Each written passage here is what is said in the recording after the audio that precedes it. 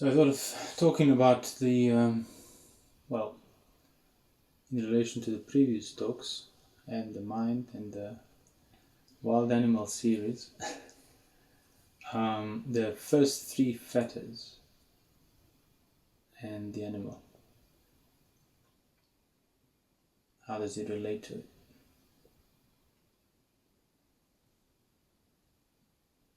So I guess let's take Silabhata Paramasa. What would be Silabhata Paramasa?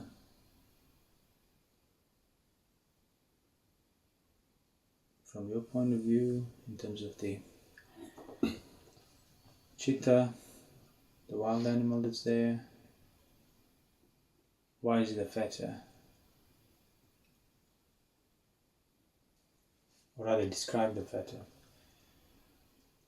in this context of the simile we've been using last few times.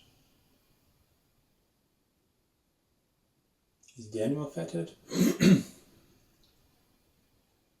Yeah. You are not seeing the extent to which it's being agitated. I don't mean general is the animal fettered. I mean specifically, is the animal fettered by Silabhata Paramasa? Yeah. So you're not seeing it being agitated by you doing some practice, acting out of a sense of duty or a sense of doing virtue. Right, but wouldn't it be right to say then you're a fettered one? You're the fettered one, because you're the one obsessing over and not seeing it rightly. Yeah. So which one is it then? The animal or you?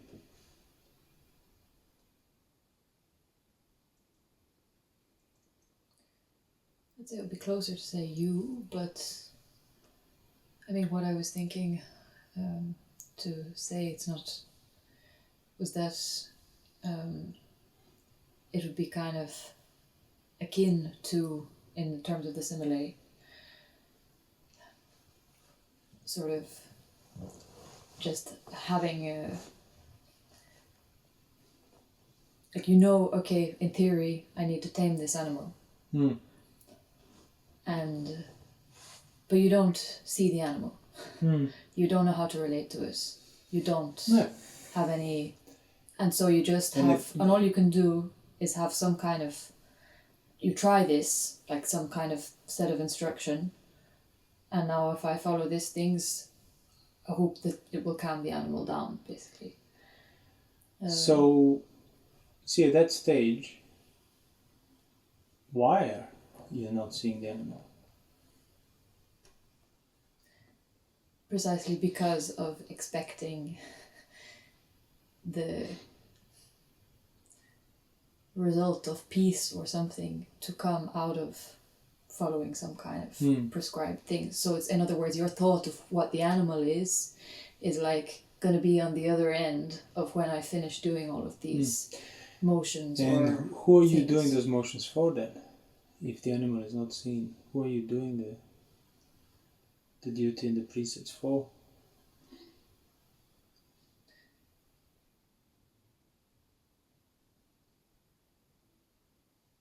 Self. For yourself, yeah. That's why the animal is not seen. You're not even paying attention to it. In other words, you're doing it out of your craving, your pressure. Animal is second. You want to first satisfy this discomfort. Of course, animal is related to that internally, but you are basically running past it and doing all these things just to appease yourself, your own craving, your own insecurity, your own doubt. And that's why the animal is not even seen. Intentionally, just, no, this is more important for me. And that's why people would struggle to give up Silabhata Paramasa. It's not, oh, thank you, wow, it was just like a intellectual mistake. No, it's you're doing it because you're obviously doing it for yourself, in the sense of you're finding some sense of safety, some sense of clarity, some sense of method that I can adhere to without having to endure the ambiguity. Everything else is second. And that's the message you convey to the animal. That, well, you're not important. And that's why it's your burden. That's why it's your fetter. You're the fetter one.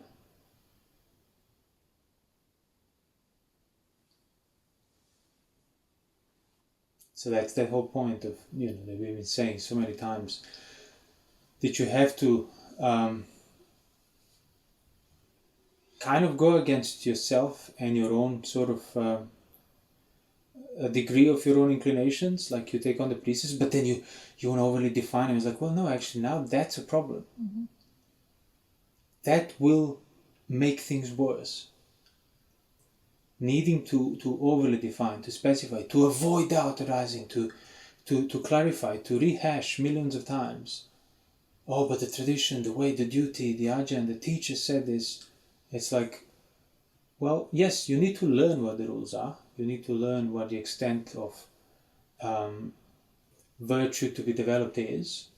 But once you do that, then basically now you actually need to start catching your own self when you're trying to overdo it, overly define it, just to get the extra sense of safety, because more is better. But it's not. More is tighter. And tight is not better. And it's like in that Q&A in Poland we did, when I was asking people, like, would you eat at 12:15 if you didn't eat the meal? Like, what's the problem? Why would you stop at 12:00? Because that's not the rule. The Buddha never said that. He said stop by noon. Noon, well, when it's the highest, which means it's always going to be a matter of a guess. But the problem with that is, if I don't decide on 12:00 and I just use that general sense of, is it the noon now? Well, it's kind of close. Should I eat? Should I not? You start second guessing. You start checking your reasons. Why would you eat? Am I really hungry? All these things will be now revolving, and you would have to deal with them. You will have to bear them, deal with them, make a decision, and then live with the decision. Mm-hmm. All of that, it's actually closer now to talking to your mind rightly. Mm-hmm. Than if you were to just, no, 12:00, that's the time of purity. And I can eat at 11:55 like a pig. Shove things down my throat. Not think about why I eat, how much I eat. Do I need to eat all of it? And I don't need to, because as long as I stop before 12:00, I am pure. Factually, I am blameless, because I did not cross a second past the noon. And you see how ridiculous that view is. And people won't give it up, because it offers clarity and safety, and almost righteousness, sense of righteousness as well. Just because the animal is not, it's almost like you just sort of, I don't know, put it away in a cage so that you don't get to see it, basically. Yeah, of so course. you don't have to deal with it. No. But the whole, see how that reinforces then the view that the purity comes out of these random observances. Like 11:55 is pure, 12:00 it's not pure. 12:05, you might as well disrobe and go and get married. I mean, like, there is no virtue for you. No, it becomes very irrational and fettering. Like, it's not going to be just as I said, a simple question of correcting the misinformation for that person to drop it. No, they're going to now have to feel the weight of that insecurity that they've been running away from by jumping into these overly defined observances, basically. They're not even rules.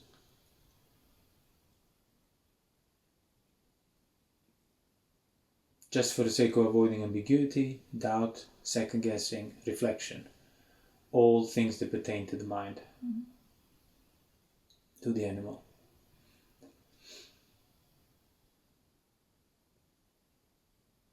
But if you allow those things to come, then basically you start keeping the precepts for the animal.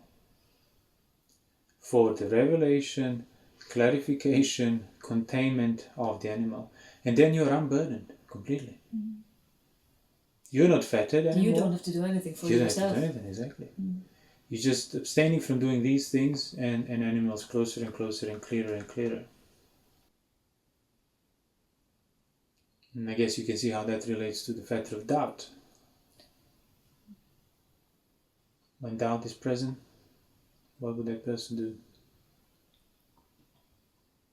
Well, it'd be the same kind of procedure in terms of let me find an answer to this, let me kind of clarify it, let me just for the sake of, and it's exactly the same principle, like you keep yourself within that principle by expecting the peace or the kind of resolution to come from me getting the answer to it. From the letter of the text, from the external. From some external something, anything. So basically you would be, again, looking past the animal intentionally. To basically, as I said, appease your own craving and insecurity and not even want to deal with the doubt. Because it's too pressuring. That's why it's kind of funny. You know, somebody would be doing all of these things and actually kind of feeling, oh, but I feel, you see, there's no problem. Like I do all these things and then I'm kind of at peace and, I have all my ways of dealing with things.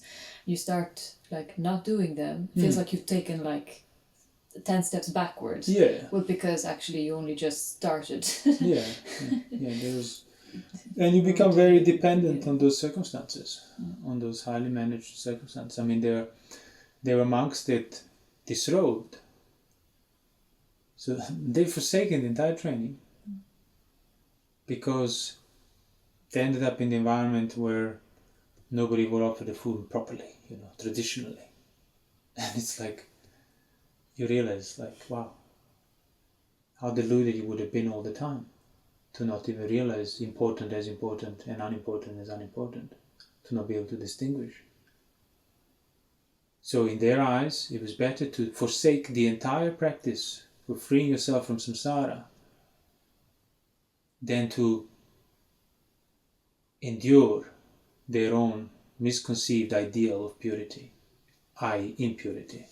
Oh, but I'll go to hell because I can't keep these technicalities. I'm not pure. Thus I shouldn't do it.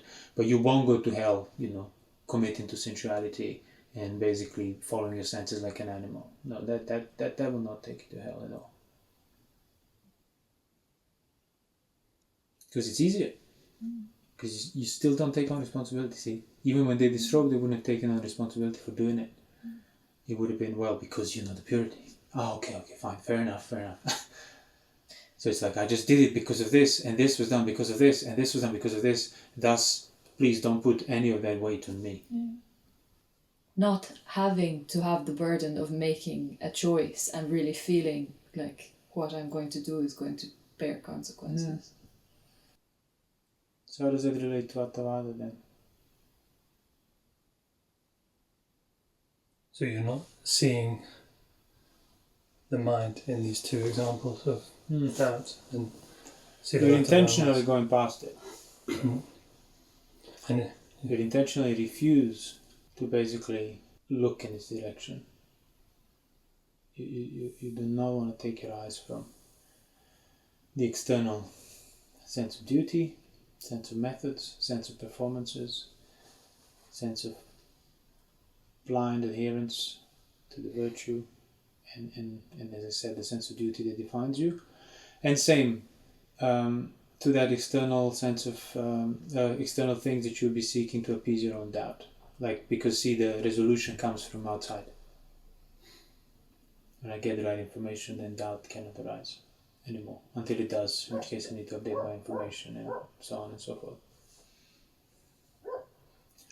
So why is Attavada the third factor with those two? So why does looking past the animal, in the sense we just described, why does that cause, I suppose, for lack of a better word, Attavada? Why is that the cause of Attavada?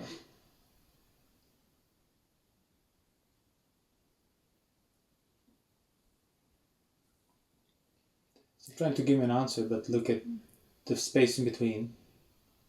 Remember how you used to look past it. What does that cause? Okay, so what is Attavada? Let's put it that way.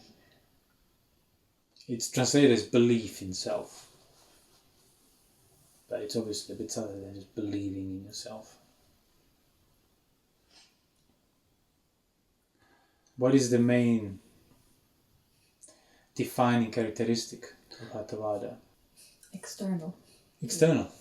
And that's what it all has in common. It's like by depending on an external duty, authority. The weight is at the external. It's in the external assumption. Things. It's a complete assumption. Yeah, like the external resolution to the doubt. External resolution to the doubt. I'm like external methods independent of me, my intention, my effort, my reflection, my responsibility. Which is how you keep your sense of self independent.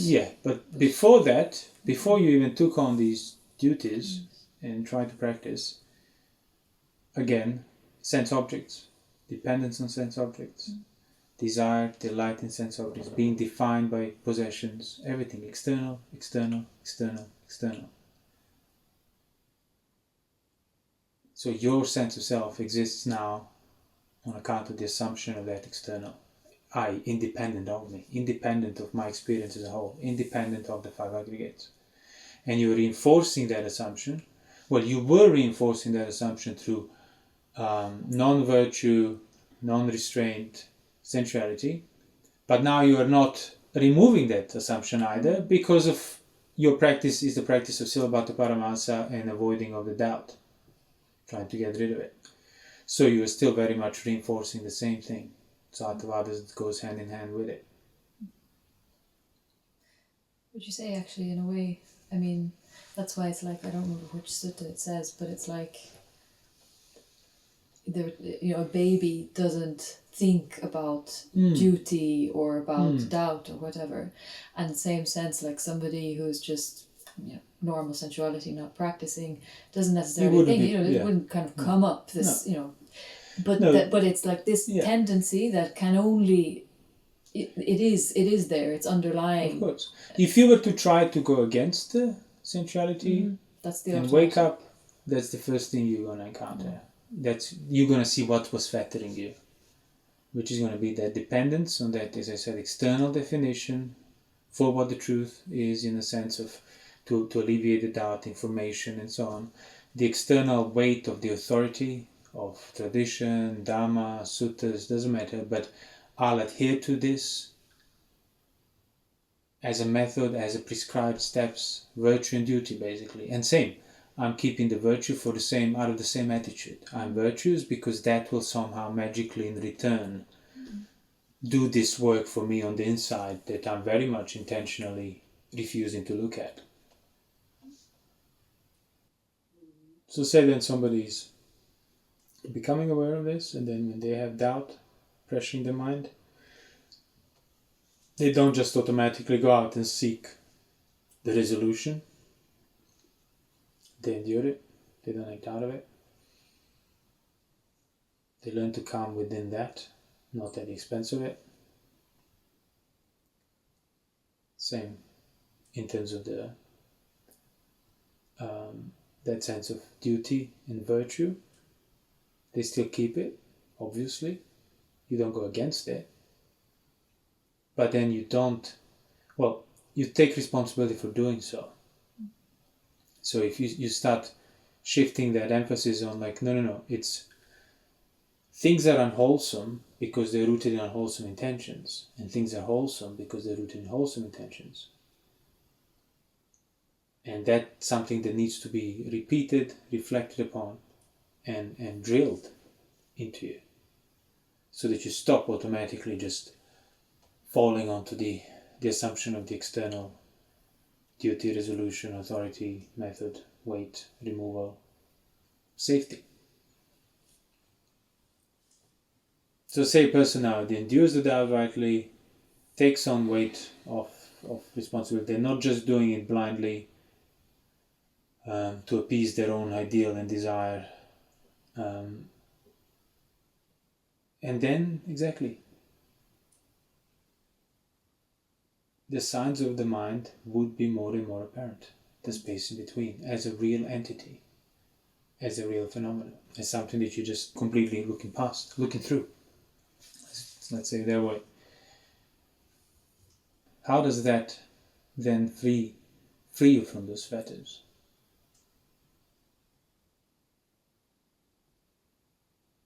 I mean, we said why it would free you from the fetter of duty, because you're not doing it, as I said, out of that ideal that inherently wants avoidance of responsibility and wants things to come externally on account of me just going through the motions, do what I'm told, don't be left alone, think for myself, that's too much. So obviously once you start seeing the mind, you realize, oh no, this is supposed to be outlining this, it has nothing to do with me. So you're relieved of the duty. You're relieved of that entire burden. You're unfettered. Doubt? How would it relieve you of the burden and the fetter of doubt, seeing your mind?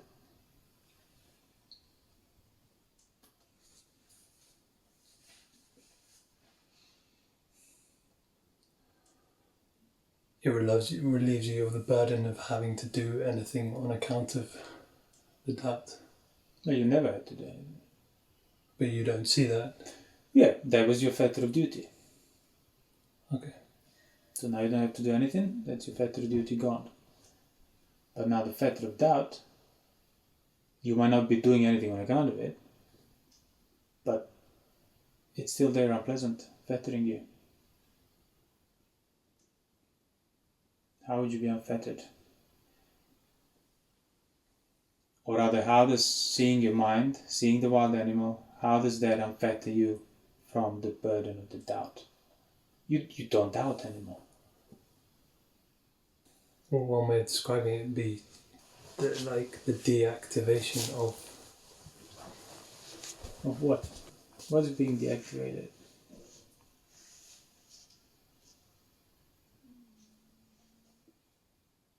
Well, there are only two options, so which one is it? It is citta. No, that's the point. When the animal calms down within the doubt, you realize that's what the doubt was. It was not the uncertainty, it was the agitation of the animal that you were fueling through constantly seeking the resolution externally and not allowing the containment.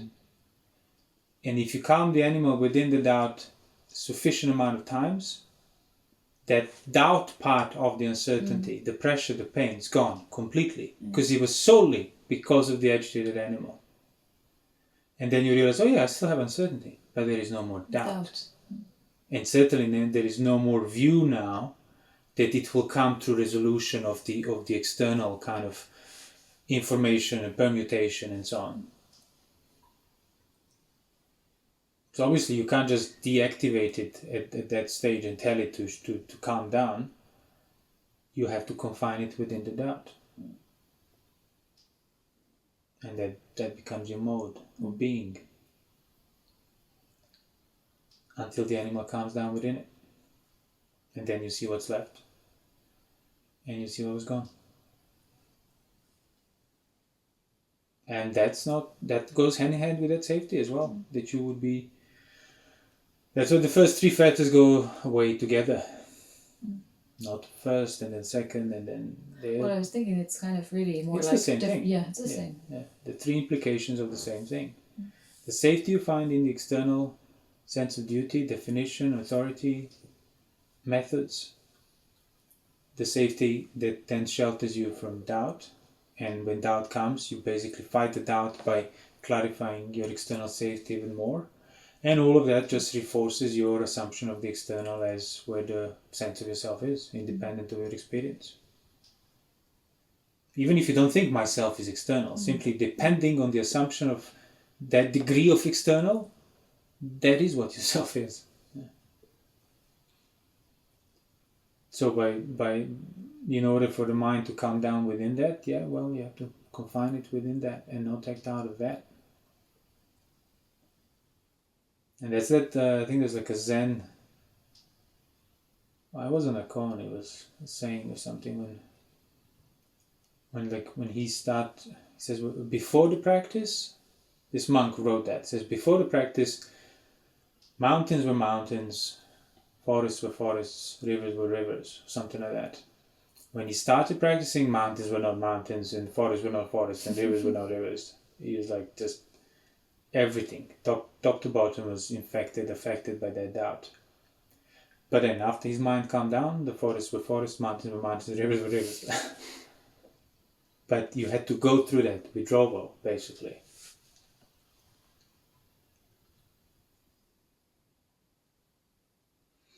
So now let's say the animal has been sufficiently tamed, so the fuel for the first 3 fetters has become redundant. Basically, you're incapable of fueling it.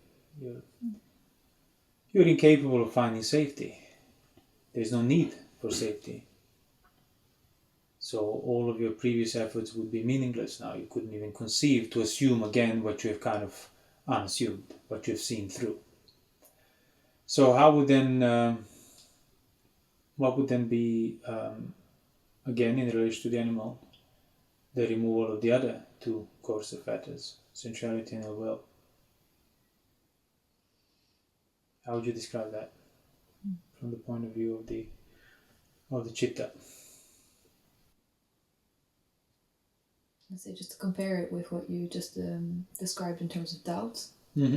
Like you would be within the fetter of doubt, you would be doubting with uncertainty for as long as you kind of immediately jump onto, as soon as there's uncertainty, I must resolve it. In other words, the uncertainty becomes doubt when you kind of go and resolve it with something external. And you fail to see that the whole kind of pressure of the uncertainty that makes it into doubt is the animal that is like agitated.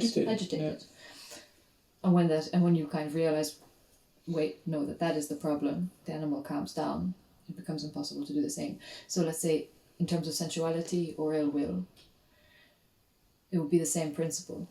Like you would be having the fetter or the sensuality is there for as long as like the, let's say, prospect of pleasure from sight, sound, smells, taste, touches implies the resolution of that pressure through going and getting those sight, sound, smells, taste, touches. And what is like the truth in that case is that the pressure or the burden, the reason that it's pressuring the prospect of sight, sound, smells, taste, touches is again the agitated animal that is like delighting.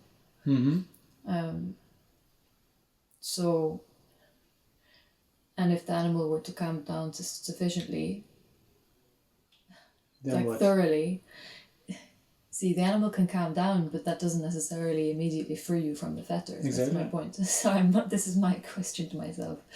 And you need to really kind of... So, well, let's start like this. Like, as when I was saying about the virtue duty, I said, when I was asking who do you do it for? Is it you or the animal? Well, the same question then comes to sensuality and ill will. Are you still on the level of wanting it yourself? Are you still on the level of hating it yourself? Or, no, you don't really want it, but you can't help be pressured towards it. I don't really hate, but I can't help but be pressured by the thoughts towards it.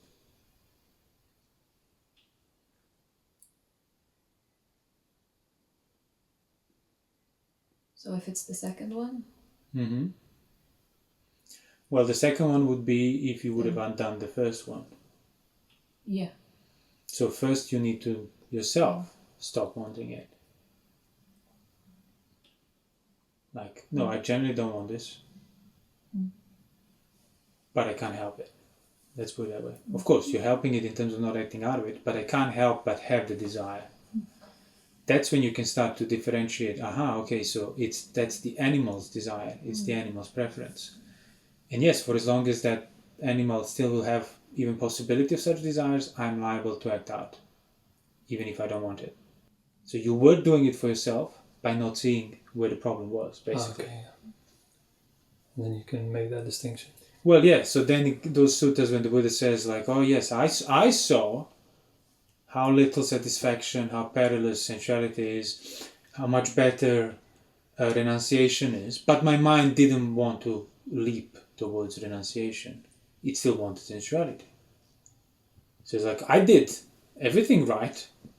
I have not, no, it's not that I was not seeing the peril, but the mind was still wanting it, and it was not accepting the terms of renunciation. And it's like, oh, why is that? Oh, well, because I haven't made it clear to it, basically. The gratification, danger, and escape.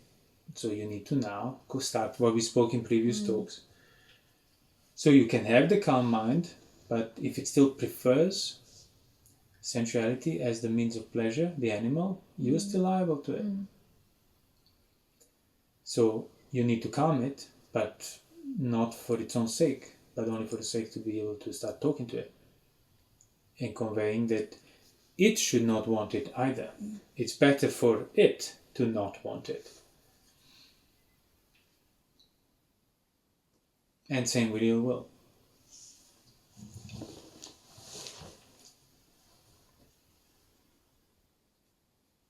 And that the principle of withdrawing from a degree of the assumed extent of the assumed external, it's the same. Yeah. Just obviously on a subtle level, but you need to stop acting externally, thinking towards external, sight, sound, smell, taste, touches, as the cause and the reason of your sensuality, as the cause and reason of your ill will. And if you don't, you're just doing it for yourself. You're not even seeing the mind in relation to these two fetters.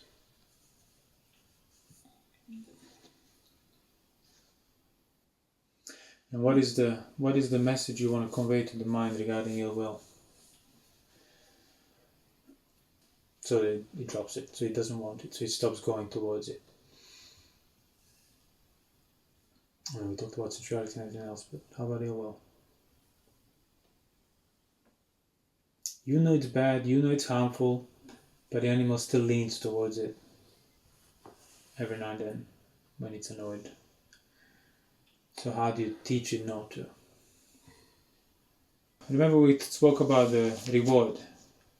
When the animal does the right thing on account of you showing it, you want to reward it so it starts doing it by itself. Same with the dog training. Okay. You don't want to always have to guide it. No, you want it to do it on its own. That's how it learns. Okay. So your behavior is the guidance, but it's still not doing on its own. So what is the message you want to convey so it starts doing on its own? So it starts to prefer the non-anger over anger. In the same sense, you would prefer renunciation over sensuality. What's the message in relation to anger specifically? Do you want to be happy in the life? Okay, yeah. When you're angry, are you happy? Yeah. Yes? Exactly. No, that's the question you should be asking. Because that's the point. The sole reason for the anger is to get back onto the happiness, to get back onto the satisfaction. So when he gets angry, when he gets disturbed, he doesn't know that it doesn't have to go through the motions of expressing anger and acting out to get where it wants to be from the start. All he needs to do is, I won't be angry, and it's back where you want it to be from the start. The verse from the Dhammapada, aversion cannot be dispelled by aversion. It can only be dispelled by non-aversion. Yeah. But yeah, that's basically in heart of every anger or irritation. It's that pressure from the animal because it doesn't know that actually there and then it has the option to be free from it instantly. Yeah. That's why anger is quickly dispelled, as the sutta says. Blameworthy, but quickly dispelled. So it's the same as sensuality, where you're dropping the wanting of this thing. Because if you don't want it, then where's the pressure there? Yeah. So dropping the not wanting of this pressure, it's irritating pressure. Then you're not pressure. Not there's no resistance to it. Yeah, there's no resistance there. So it's just with anger, you get almost instantly Yeah. verified Very effort. instant. With sensuality, you don't. Yeah. That's why sensuality is not blameworthy, but a lot harder to give up, as the sutta described. So in the sense of, like, say somebody makes you angry, somebody insults you, well, they don't make you angry, they insult you, they do something to you, you get angry on account of it. So somebody disrespects you, and now you have all these options of how you would deal with that. They would obviously require that person or even more people and so on, and use this and that to address so it never happens again, so it's corrected, so they know their mistake, all of that. But obviously that would be exactly on the level of, okay, so the anger, you believe the anger came from over there. So that's how you're going to treat this condition, by talking about it and sharing your feelings and making everything known how you feel inside to everybody. Well, that will work only for how long? Till somebody forgets. Or until you are in a bad mood and then start interpreting everything as disrespect because of your own insecurity. But instead, say somebody intentionally disrespects you. It's not even accidental. And as I said, you have an option to take on now that burden of dealing with this, or to say, okay, I do not have to deal with this person ever again for the rest of my life. And isn't that a wonderful feeling? Like, completely elevated. Any burden, any sense, no hatred, no love either. But certainly there is no reason for hatred, because there's nothing I'm trying to express or deal with. It's like, you're not my problem anymore. Thank you. Actually, I like you for that. Now I have no sense of duty towards you, because you didn't earn it. And the same when the Buddha went to the Gift. The gift, yeah, exactly. But no, I meant the Kosambi when they were quarreling. When he said stop quarreling, it's, you're incurring a lot of demerit. And he says, well, mind your own business, basically. It's our demerit, not your demerit. And he told them 3 times, and 3 times they dismissed him. And he's like, okay, this foolish man, and he went off. And you think like, oh, so he was completely disrespected. And what did he do? Just, look, great, I don't have to deal with these idiots. It's like, not my problem. But then when Sariputta and Moggallana came back and started, come on, let's go back and help them, he did. He wasn't angry with them. No, well, now I won't go because they offended me. No, they said, they were obviously lost perspective, it's for their welfare, let's do it, okay, let's do it. I don't mind. But either way, basically by people, by disrespect, by any kind of abuse directed at you, that in itself automatically reminds you how free you are from them. And that's the gift sutta. When he's throwing insults at him, he says, let me give you an example. If you give gifts and they don't accept it, I can't accept it. It's not I don't want, I can't. I'm unable to accept what you're giving me. Who does that stay with? With you. That entire experience stays with you, does not become my problem. All because citta has been taught to recognize that very thing which didn't recognize before, which is why the whole pressure, and then you couldn't stop thinking about it and winding yourself up more and more and more and more. No one can make you angry. No one can make you angry. And people trying to make you angry would then make you even less angry. More unangry. Because nobody ever could make you angry. No, of course. Yeah.